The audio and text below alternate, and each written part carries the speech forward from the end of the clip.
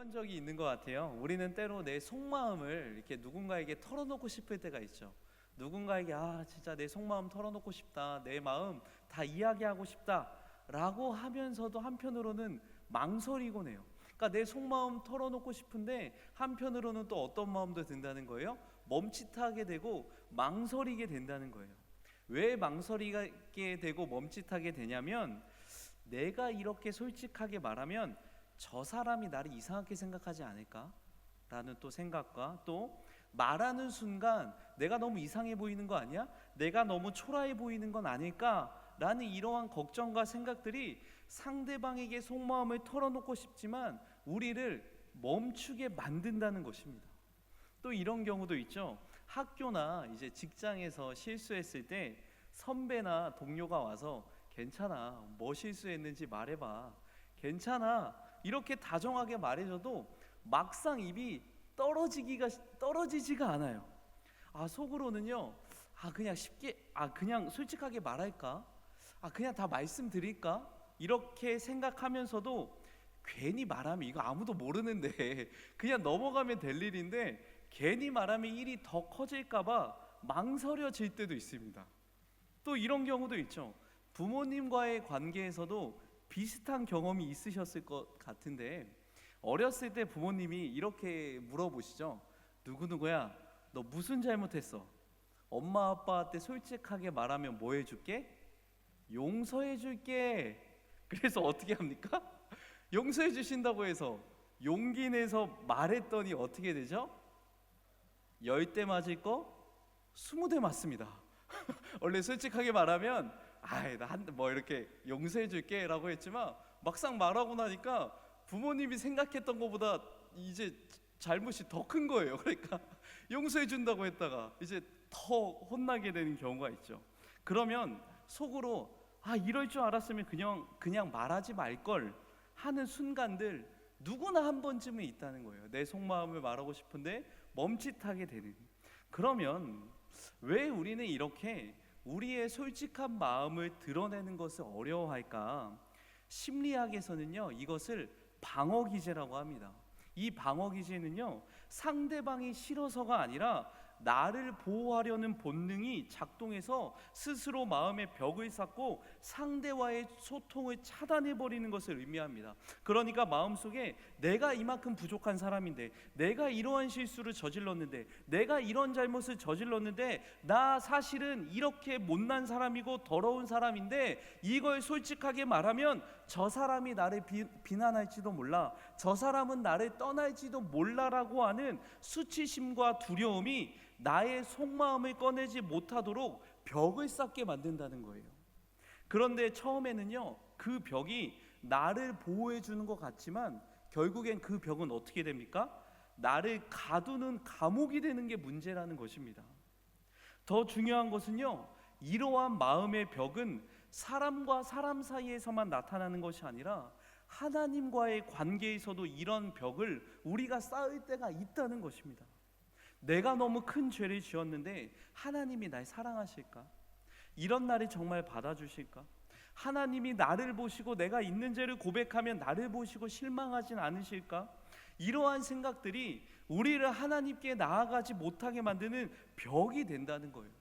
두려움과 죄책감, 수치심으로 인해 스스로 벽을 세우고 나는 하나님께 나아갈 자격이 없다고 여긴다는 것입니다. 그래서 우리는 신앙생활하면서 죄책감 때문에, 또 때로는 너무 큰 죄를 지었다는 수치심 때문에 스스로 나는 하나님께 나아갈 수 없는 사람이야 라고 벽을 쌓는다는 말씀이죠. 여러분, 과거에 이스라엘 백성들도 마찬가지였습니다. 과거에 이스라엘 백성들도 하나님 사이에 큰 벽이 있었어요. 이스라엘 백성과 하나님 사이에는요, 큰 벽이 있었다는 거예요. 그래서 오늘 우리가 읽었던 성경 말씀 1절을 보면 이렇게 말씀하시는데, 우리 1절 말씀 같이 한번 읽어보겠습니다. 첫 언약에도 섬기는 예법과 세상에 속한 성도가 있더라. 여러분, 여기 1절에서 나오는 첫 언약은요, 하나님께서 모세와 율법으로 맺으신 언약입니다. 그러니까 이 첫 언약에도요, 하나님을 섬기는 예법이 있었다. 그러니까 예배가 있었고 세상에 속한 성소, 즉 하나님을 예배할 수 있는 장소가 있었다는 것입니다. 그 첫 언약에서 성소 예배 장소는 어디냐면 광야의 성막을 의미합니다. 광야의 성막. 출애굽한 이스라엘 백성들과 함께했던 그 광야의 성막을 의미한다는 거예요.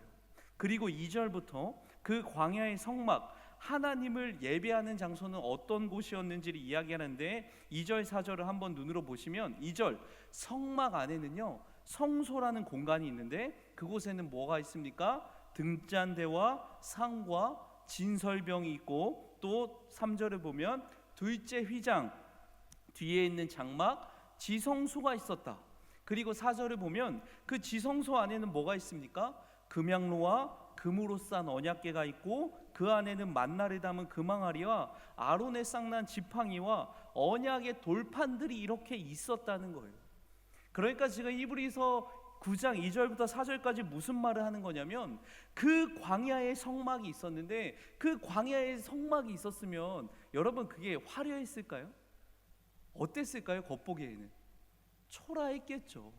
그러니까 광야의 성막이 있었어요. 하나님을 예배하는 성막이 있었어요. 그런데 겉으로는 허름해 보이고 초라해 보였다는 거예요. 그런데 내부로 들어가면 어떻다는 거예요? 겉으로 보기에는 초라하고 허름해 보였지만 내부로 들어가면 특별히 지성소라는 곳이 있는데 그곳에는 뭐가 있습니까? 금양로가 있고 금항아리가 있고 금으로 싼 언약궤도 있고 엄청 화려했다는 거예요.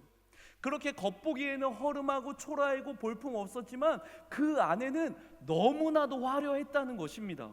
그런데 5절 말씀을 보면요, 갑자기 성경은 뭐라고 말씀하시냐면 5절 말씀 또 같이 한번 읽어보겠습니다. 준비 시작. 그 위에 속죄소를 덮는 이것들에 관하여는, 여러분 보십시오. 이것들에 관하여는 이제 낱낱이 말할 수 없노라. 그 광야에 성막이 있었고 그 안에는 금으로 싼 언약궤도 있었고 금항아리도 있었고 금양로도 있었고 화려했는데 이제는 이러한 화려함에 대해서 더 자세히 말하지 않겠다. 이제 더 이상 이 화려함들에 대해서는 말하기 싫다라는 것입니다. 여러분 너무 재밌지 않습니까? 재밌죠? 저만 신났죠. 막 성경을 연구하고 막 와 이거 재밌다. 여러분 잘 보십시오. 1절부터 4절까지 지금 잘 얘기했잖아요. 옛날에 언약도 있었고 예배드린 장소가 있었고 그 안에는 이런 것들이 있었어. 그렇게 잘 얘기를 하다가 5절에서 갑자기 나 이제 말 안 해. 나 이제 말 안 할 거야. 이렇게 했다는 거예요. 그러면 왜 말을 안 한다고 했을까? 바로 이어서 나오는 6절부터 10절까지를 보면 그 이유에 대해서 알 수가 있습니다.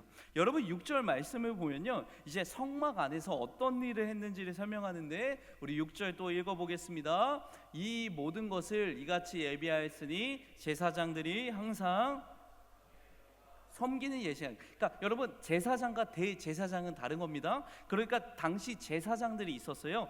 제사장들은 평일에, 매일 평일에 성소에 들어가 제사 의식을 준비했습니다. 등잔에 기름을 채우고 진설병을 새 것으로 바꾸고 매일 희생 제사를 드렸다는 거예요. 그래서 7절 한번 또 읽어보겠습니다. 7절 오직 둘째 장막은 대제사장이 홀로 1년에 한 번 들어가되 자기와 백성의 허물을 위하여 드리는 피 없이는 아니하다니.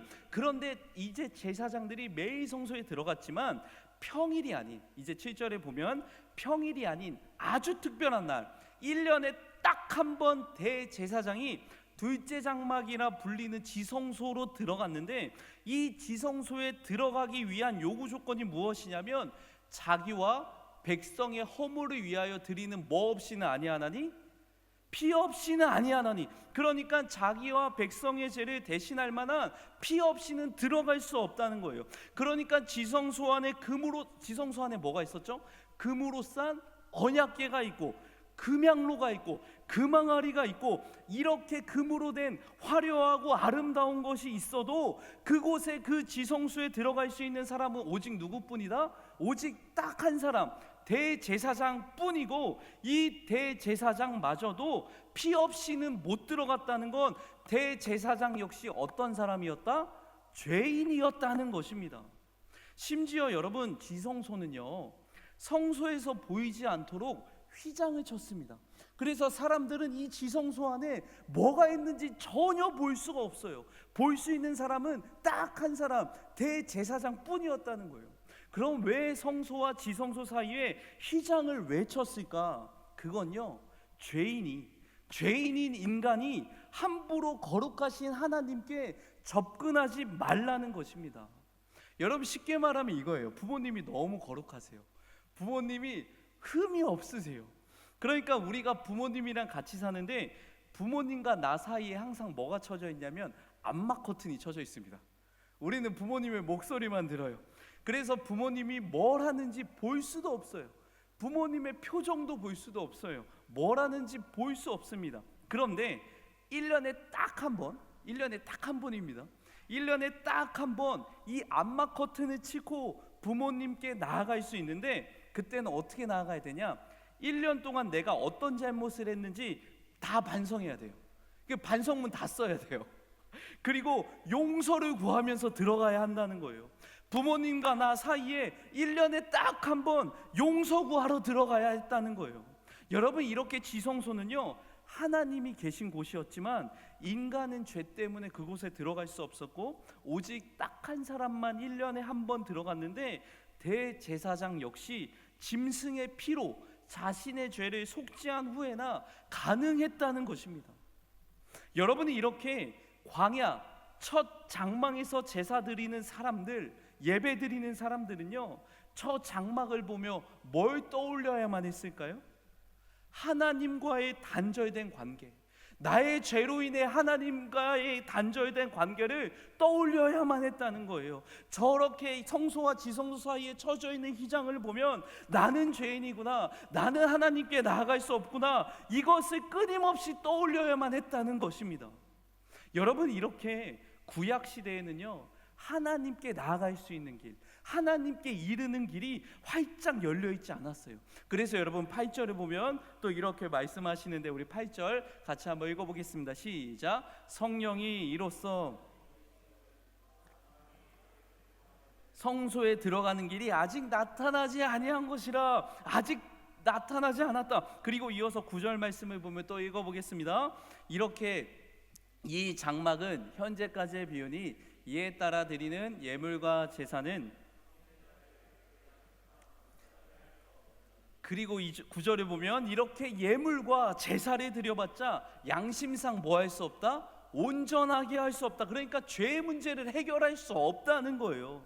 한마디로 하나님을 만날 수 없다는 거예요. 우리가 그렇게 매일 제사를 드리고 매일 주님 장막이 항상 우리 곁에 있었지만, 광야 생활하는 동안에 이 장막이 우리 곁에 있었지만, 저기 가면 하나님이 계시지만 우리는 하나님을 만날 수 없었다는 거예요. 그러니까 1절부터 4절까지 광야의 장막의 화려함에 대해서 이야기를 나열한 이 히브리서를 쓴 기자가요, 5절 말씀에 이제 이것들에 관하여는 내가 말하지 않겠다라고 말한 이유는 9절, 그 과거 구약 시대부터 현재까지 이르는 유대교의 예배로는요, 하나님을 온전히 만날 수 없기 때문에, 하나님께 나아갈 수 없기 때문에 말하지 않겠다, 말할 필요가 없다, 이렇게 얘기했다는 것입니다. 여러분 보십시오. 지성소가 아무리 화려하고 그곳에 하나님이 계시지만, 하나님을 만나고 싶어도, 하나님의 은혜와 용서를 체험하고 싶어도 여전히 첫 번째 언약하에 살아간다면 하나님을 만날 수 있다 없다? 만날 수 없다라는 거예요. 그래서 여러분 10절 말씀을 보면 이렇게 말씀하고 계시는데, 우리 10절 또 같이 한번 읽어보겠습니다. 준비 시작. 이런 것은 먹고 마시는 것과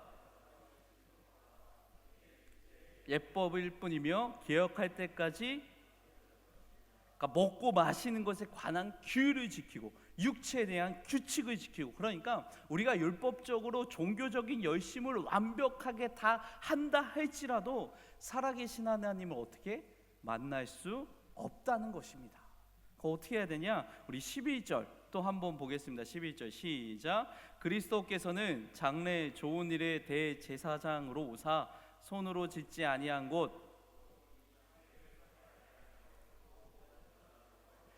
그러니까 지금 뭘 말하려고 하냐면 이제는 하나님을 만날 수 없는 옛날의 그 장막에서 드리는 유대교의 예배에 대해서 말하지 않고 진짜 하나님을 만날 수 있는 11절 말씀에 나오는 더 크고 온전한 장막에 대해서 지금 말하겠다는 것입니다. 그리고 12절 말씀을 보면 하나님께 나아갈 때는 반드시 짐승의 피 흘림이 있어야 되는데 염소와 송아지의 피로 하지 않고 오직 자기의 피로 영원한 속죄를 이루신 예수 그리스도의 피가 있다는 것입니다.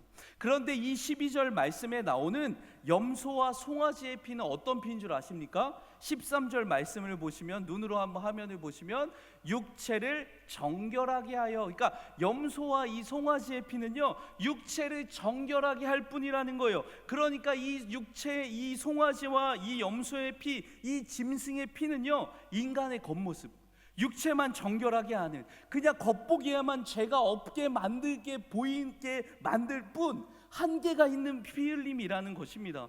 그냥 겉보기에만 너가 죄가 사해졌구나, 너 죄 이제는 용서받았구나, 그냥 겉보기에만 보이는, 그냥 죄가 용서된 것처럼 보이는 한계가 있는 피 흘림이라는 거예요. 그런데 여러분, 그리스도의 피는 어떤 피입니까? 우리 14절 말씀, 그리스도의 피는 어떤 피인지 우리 같이 한번 읽어보겠습니다. 준비 시작. 하물며 영원하신 성령으로 말미암아 흠없는 자기를 하나님께 드린 그리스도의 피가 어찌 너희 양심을 죽은 행실에서 깨끗하게 하고 섬기게 하지 못하겠느냐. 그리스도의 피가 너희 양심을 죽은 행실에서 깨끗하게 하고, 즉 우리의 양심을 죽은 행실에서 깨끗하게 하는, 나의 겉모습만 아니라 육체의 정결함만이 아니라 나의 내면까지, 나의 양심까지, 나의 영혼까지 깨끗하게 하는 죄인인 우리들을 온전하게 만드는 피가 어떤 피다? 그리스도의 피라는 것입니다. 그리고 14절 말씀 보면 그 피로 말미암아 우리가 어떻게 된다는 것입니까? 살아계신 하나님을 뭐하지 못하게 하겠느냐? 섬기게 하지 못하겠느냐.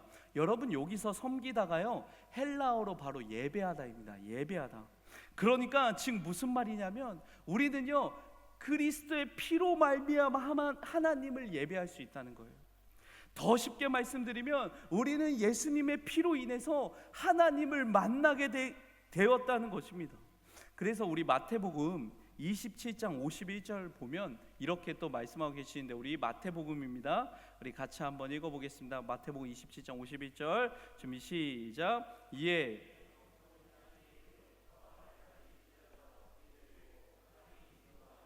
바위가 터지고.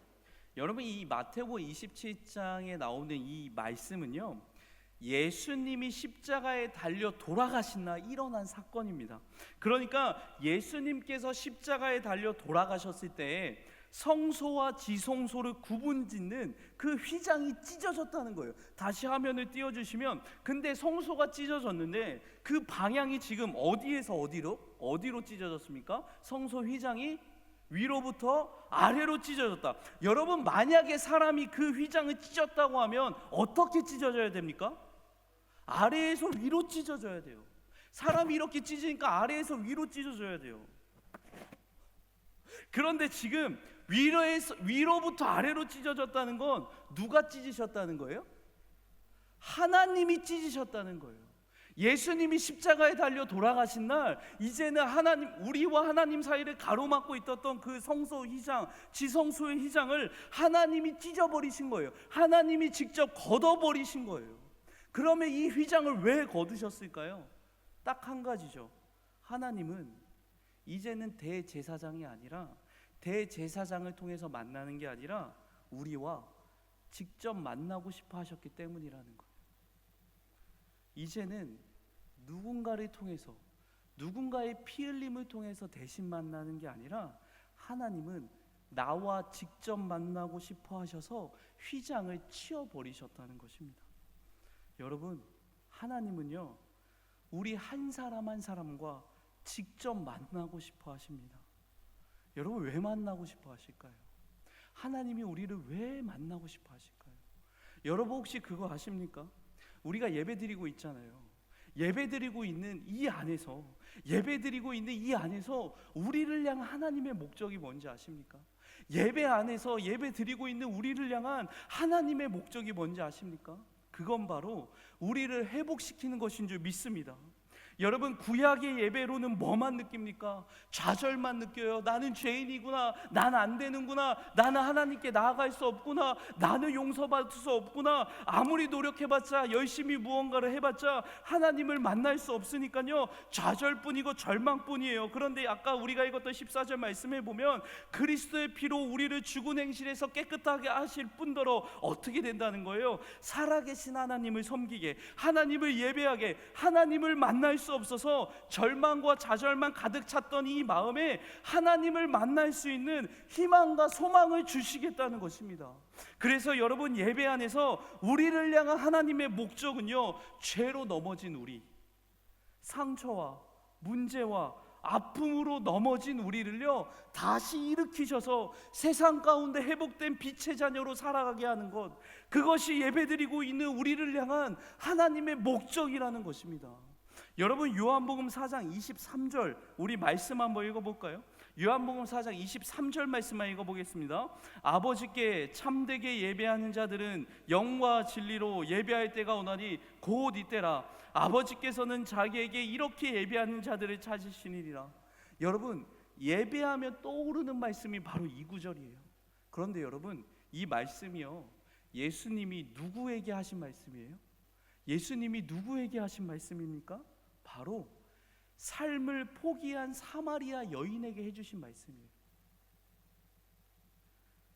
삶을 포기한 사마리아 여인에게 하나님이, 예수님이 갑자기 예배에 대해서 말씀하셨다는 거예요. 한마디로 예수님께서 사마리아 여인에게 뭘 말씀하시는 것입니까? 사마리아 여인에게 삶을 포기하지 말아라, 하나님을 예배하라, 하나님을 만나라. 예배 가운데 하나님을 만나면 사마리아 여인의 삶이 회복될 수 있다는 것입니다. 그런데 여러분 보십시오. 예수님이 사마리아 땅에 왜 가셨을까요? 예수님이 사마리아 땅에 왜 굳이 가셔야만 했을까요? 여러분, 4장 4절 말씀해 보면 예수님께서 이렇게 말씀하세요. 사마리아를 통과하여야 하겠는지라. 여러분, 원래 예수님은요 유대인이기 때문에 사마리아 땅에 가시면 안 돼요. 왜냐하면 유대인의 관점에서 사마리아 사람은요 혼혈인이에요. 혼혈인이라는 것은 유대인들의 입장에서 볼 땐 부정한 사람이에요. 그리고 율법적으로 부정한 사람들이 모여 살고 있는 그 땅이니까 이 유대인인 예수님은 가시면 안 됐다라는 거예요. 그런데 지금 예수님 성경을 보니까 뭐라고 말씀하십니까? 내가 사마리아를 통과하여야 하겠는지라. 내가, 예수님께서 제자들에게 나 사마리아 꼭 가야 돼, 나 사마리아 꼭 가야만 한다고 말씀하셨다는 거예요. 왜 가야만 한다고, 내가 굳이 사마리아에 가야 한다고 말씀하셨을까요? 그것은요, 그곳에 삶을 포기한 채 아파서 울고 있는, 상처받아 좌절하고 있는, 죄로 인해 삶이 무너져 내린 그 사마리아 여인이 있기 때문에 예수님 말씀하셨다는 거예요. 나 그곳에 가야 한다. 그곳에 그 여인이 있기 때문에 나 가야만 한다. 거기 울고 있는 사마리아 여인이 있기 때문에 나 가야만 한다 말씀하셨다는 거예요. 여러분은 휘장 밖에서 아무리 노력해도, 아무리 열심을 내도 달라지는 것이 없습니다.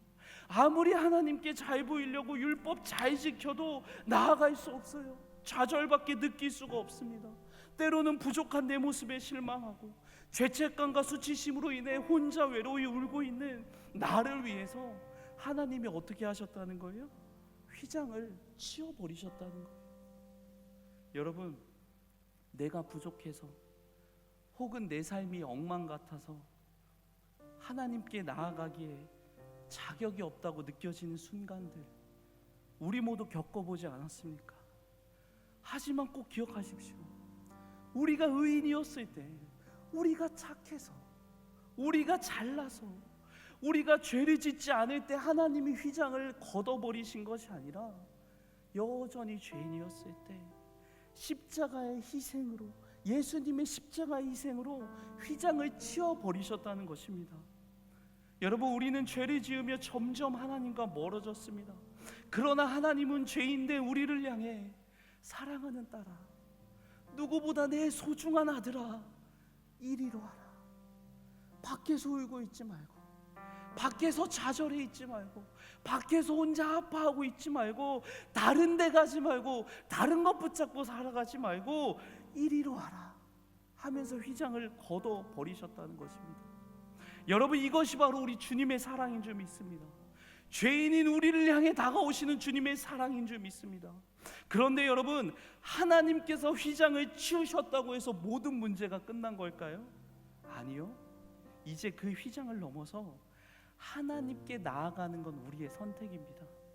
우리의 선택이 남아 있습니다. 여전히 벽을 쌓고 숨어 있는 것을 선택할 수도 있고, 하나님께 나아가는 것을 선택할 수 있습니다. 오늘 이 자리에서 이제는 우리가 선택해야 될 때입니다. 여러분, 하나님께 나아가는 발걸음을 주저하지 마십시오. 그런 의미로 우리 청년들도요, 수련회를 선택하시기 바랍니다.